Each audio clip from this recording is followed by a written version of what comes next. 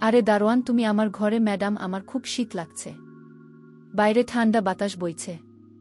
আমি বারান্দায় থাকতে পারছি না। বাহিরে প্রচণ্ড শীত। তাই আমি আপনার অনুমতি ছাড়াই আপনার রুমে চলে আসছি। আমি দারোয়ানকে বললাম, তাহলে এখন তুমি কোথায় থাকবে? আমার রুমে তো কোনো খালি জায়গা নেই। ম্যাডাম, আপনি আমার প্রতি একটু দয়া করুন।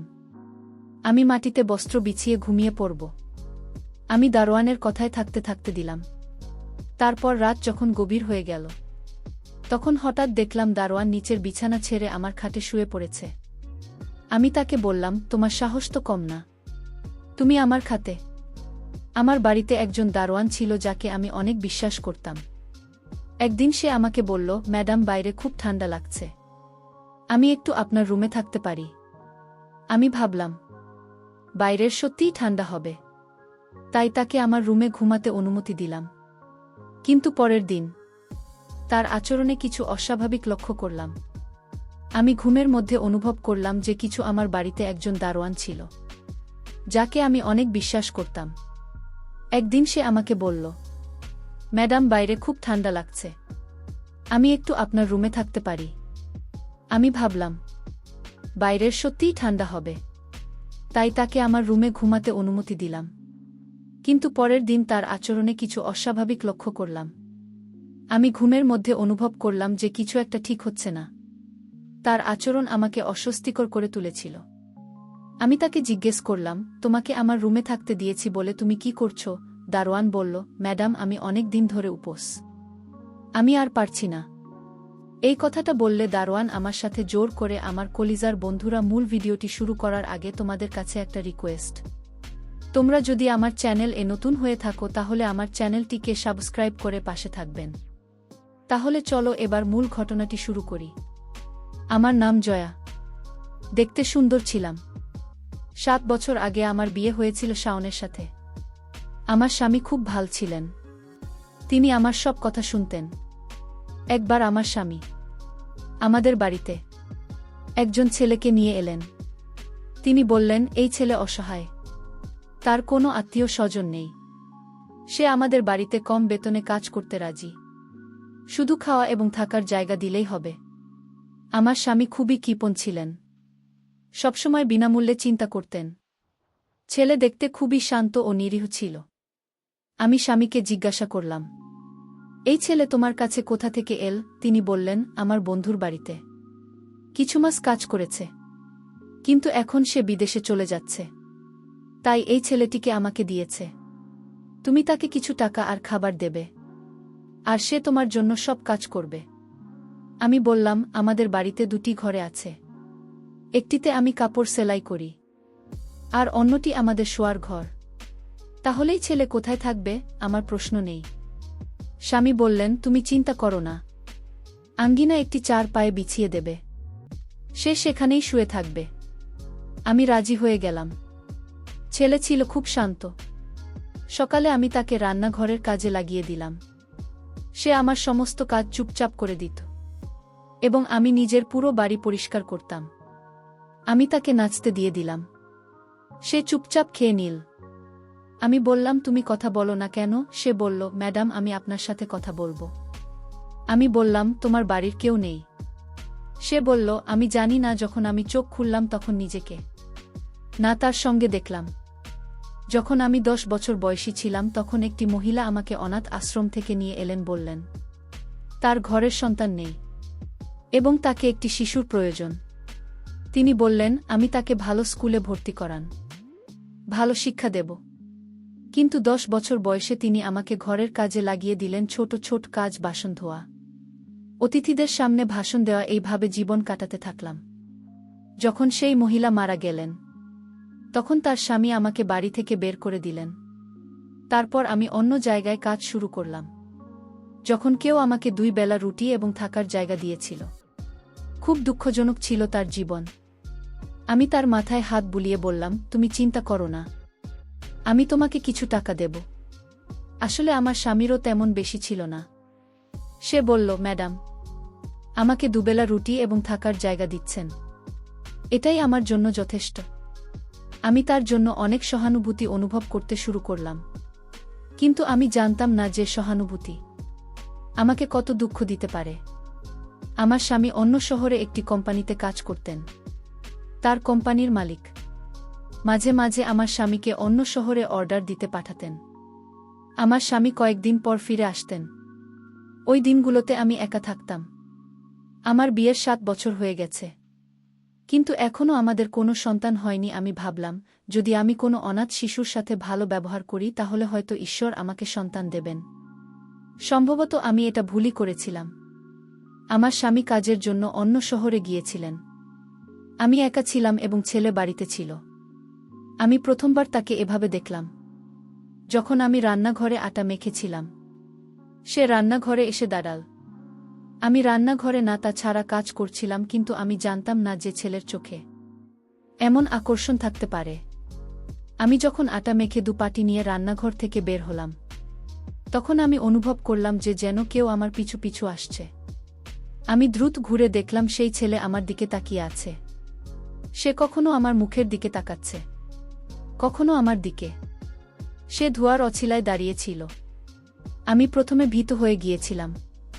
পরে আমি রান্নাঘরের দরজার সামনে ঝোলানো না তা নিয়ে আমার মাথা থেকে ফেললাম। আমি একটা খেয়ে একটি পাত্রে রাখলাম এবং ফ্রিজে রেখে দিলাম। তারপর আমি রান্নাঘর থেকে বের হয়ে নিজের কক্ষে চলে আসলাম।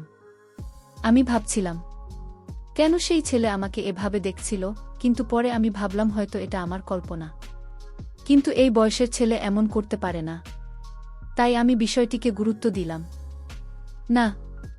তার পরিস্থিতি শুনে আমি তার প্রতি সহানুভূতি অনুভব করছিলাম। কিছুক্ষণ পরে আমি ঘর থেকে বের হয়ে দেখলাম সে বাড়ি পরিষ্কার পরিচ্ছন্নতা করছে। আমি বারান্দায় বসে তাকে দেখছিলাম। সেই কাজের প্রতি সতর্ক ছিল, কোনো রকম নেতিবাচক দৃষ্টিভঙ্গি ছিল না। আমি ভাবলাম হয়তো আমি তার সম্পর্কে ভুল ধারণা করছি। রাতে খাওয়ার পর সে বলল, ম্যাডাম, বাইরে খুব ঠান্ডা। যদি আপনি খারাপ না মনে করেন আমি আপনার রুমে ঘুমাবো। সে কথা সত্যি ছিল। শীতের মৌসুম শুরু হয়ে গেছে এবং বাইরের ঠান্ডা ছিল। আমি বললাম, তুমি আমার রুমে ঘুমাবে কোথায়? আমার রুম কোনো ফাঁকা ঘর নয়, একটি কাপড় সেলাইয়ের জন্য রাখা। সেখানে অনেক কিছু পড়ে আছে। কাপড় সেলাইয়ের যন্ত্র আছে এবং ঘরটা ছোট। তুমি যদি সেখানে আমার জিনিসগুলো জায়গা থেকে সরিয়ে ফেলবে এবং আমি আবার খুঁজে পাব। সে বলল, আপনিই না মনে করলে আমি আপনার রুমে ঘুমাব? আমি হঠাৎ করে বিস্মিত হয়ে গেলাম। তারপর সে বলল, ম্যাডাম, কি আমি মাটিতে বস্তু বিছিয়ে ঘুমাই? কিন্তু বাইরে খুব ঠান্ডা। তার কথা শুনে আমি তাকে আমার রুমে ঘুমাতে অনুমতি।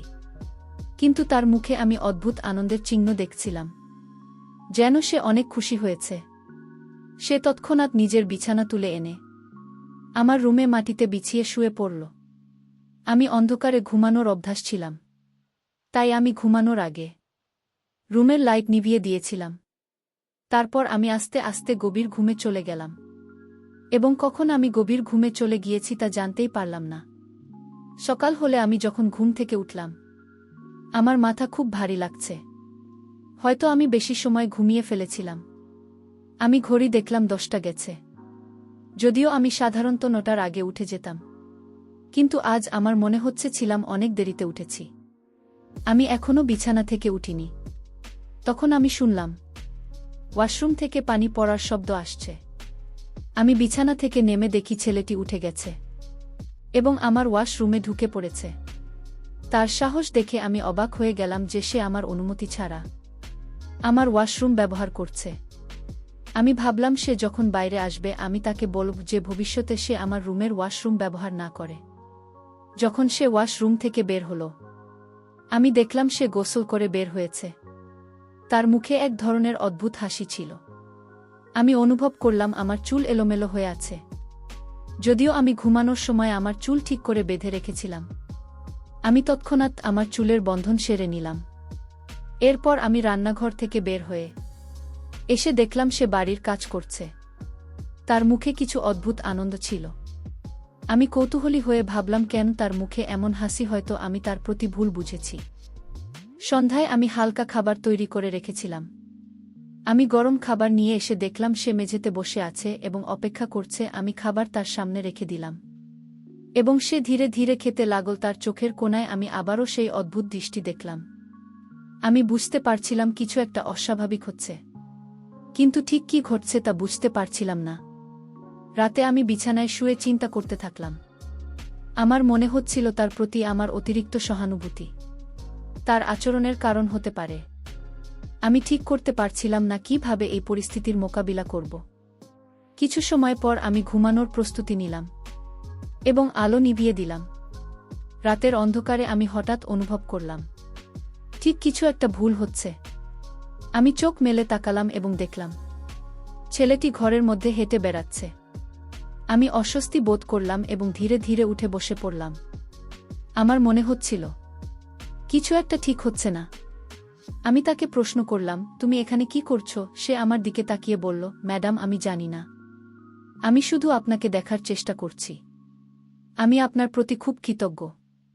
আপনি আমাকে এত সুযোগ দিয়েছেন। আমি তার কথা শুনে কিছুটা অবাক হলাম। তার বক্তব্য শুনে মনে হচ্ছিল সে আসলে তার নিজের ভিতরের অনুভূতি কথা প্রকাশ করতে পারছি না। আমি তাকে শান্ত করার চেষ্টা করে বললাম, তুমি যদি কোনো সমস্যা অনুভব করো তাহলে আমাকে জানাও, আমি তোমাকে সাহায্য করতে চাই। কিন্তু সে মাথা নিচু করে বলল, না ম্যাডাম, আমি কোনো সমস্যা নেই। আমি শুধু আপনাকে দেখছি। আমি আর কিছু বললাম না এবং ঘুমানোর চেষ্টা করলাম। পরের দিন সকালে আমি ঘুম থেকে উঠে দেখি সে আগের মতোই শান্তভাবে বাড়ির কাজ করছে। তার মুখে অদ্ভুত হাসি আজ আর দেখা যাচ্ছিল না। আমি নিশ্চিত ছিলাম সে আমাকে কিছু না বলে নিজের অনুভূতি বোঝা হালকা করার চেষ্টা করছে, তবে তার সেই আচরণ আমাকে বুঝিয়ে দিন মাঝে মাঝে আমাদের সহানুভূতি সীমা ছাড়িয়ে যায় এবং কিভাবে সঠিকভাবে অনুভূতি প্রকাশ করা উচিত তা আমাদের শিখতে হবে। আমি নিজেও এই পরিস্থিতি থেকে শিক্ষা নিয়েছি যে কিভাবে নিজের অনুভূতি এবং অন্যের অনুভূতির প্রতি সঠিকভাবে মনোযোগ দিতে হয়। এইভাবে দিনগুলো চলে গেল। ছেলেটি ঘরের কাজ দক্ষতার সাথে চালিয়ে গেল এবং আমি তার প্রতি আরও সচেতন হয়ে উঠলাম। আমি শিখলাম কখনো কখনো আমাদের সহানুভূতি সীমানা চিহ্নিত করা দরকার যাতে পরিস্থিতি আরও জটিল না হয়। এই গল্প থেকে শিক্ষা হলো যে জীবন কখনো কখনো আমাদের এমন পরিস্থিতির সামনে ফেলে দেয় যেখানে আমাদের সমস্ত বিশ্বাস ও মূল্যবোধের পরীক্ষা নিতে হয়। একজন নারী হিসাবে আমাদের সবসময় আমাদের সীমারেখাগুলো জানা উচিত এবং কখনো এমন কিছু করা উচিত নয় যা আমাদের জন্য পরবর্তীতে সমস্যার কারণ হয়ে দাঁড়াতে পারে।